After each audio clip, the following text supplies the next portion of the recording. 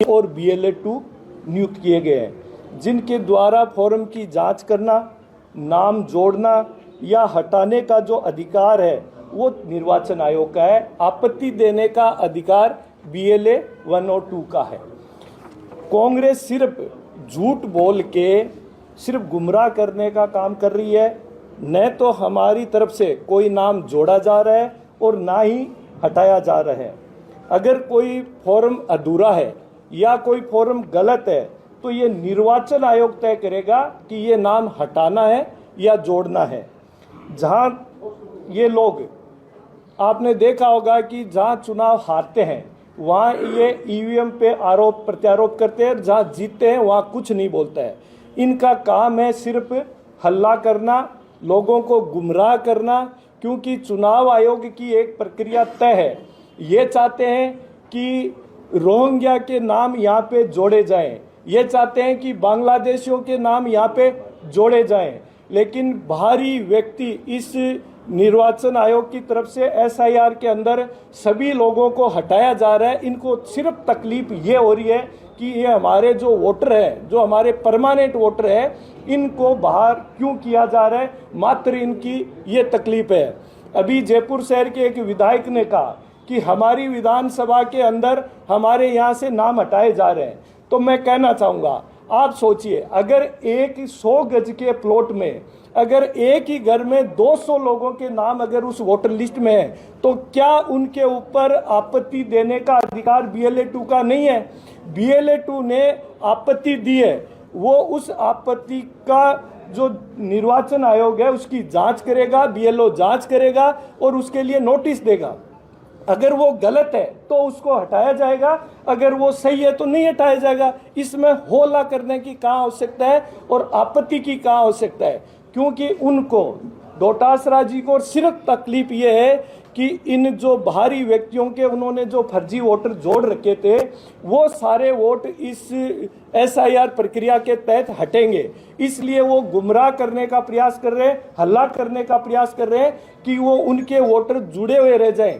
आप ही की पार्टी के सभी पार्टियों के BLA-1 और BLA-2 एक चुनाव आयोग की प्रक्रिया के तहत बने हैं, तो आप भी आपत्ति दीजिए और आप भी फॉर्म 6 भर के दीजिए कि साहब ये सही है, इसको जोड़ा जाए। तो इसमें आपत्ति का विषय कहाँ आया और इस तरीके का हल्ला करने का विषय आएगा, ये मेरा कहना है। दबाव बना रहे हैं, उनका कहना है कि जो BLO है, ऐसा कुछ नहीं है। ये निर्वाचन आयोग की एक प्रक्रिया है और सभी को अधिकार है कि कोई भी आपत्ति वो दे सकता है, कोई भी व्यक्ति अपना नाम जुड़वा सकता है।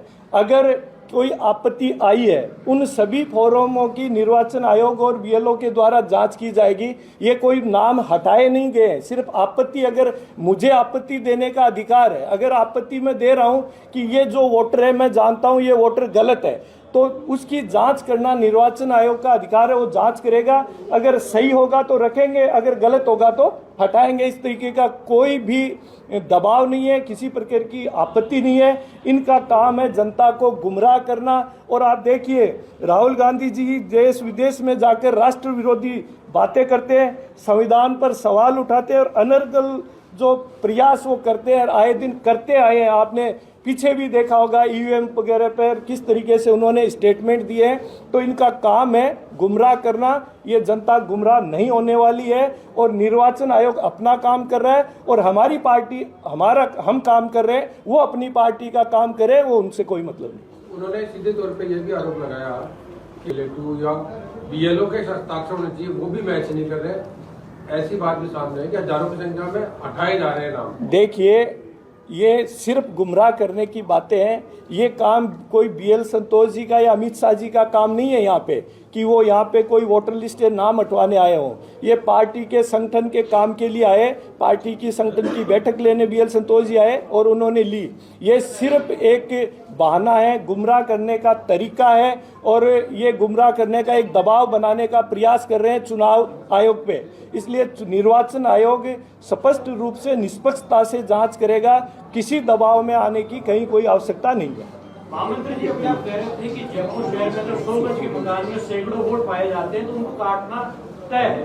वो बात आप प्रमाणिकता के आधार पर, एविडेंसेस के आधार पर कह रहे हैं या फिर उदाहरण स्वरूप कह रहे हैं? जी देखिए, ऐसे बहुत से एग्जाम्पल उसमें मिले हैं जहां पे एक एक घर के अंदर 300 वोट भी आए, क्या उस वोट की आपत्ति के लिए BLA 2 नहीं दे सकता? क्या जांच करना निर्वाचन आयोग का काम है, उनकी जांच होगी। अगर वो सही रहेंगे, वो काटे नहीं गए, अगर वो सही रहेंगे तो वो वोटर लिस्ट में रहेंगे, अगर वो वास्तव में गलत है तो निश्चित रूप से काटे जाएंगे। ठीक है।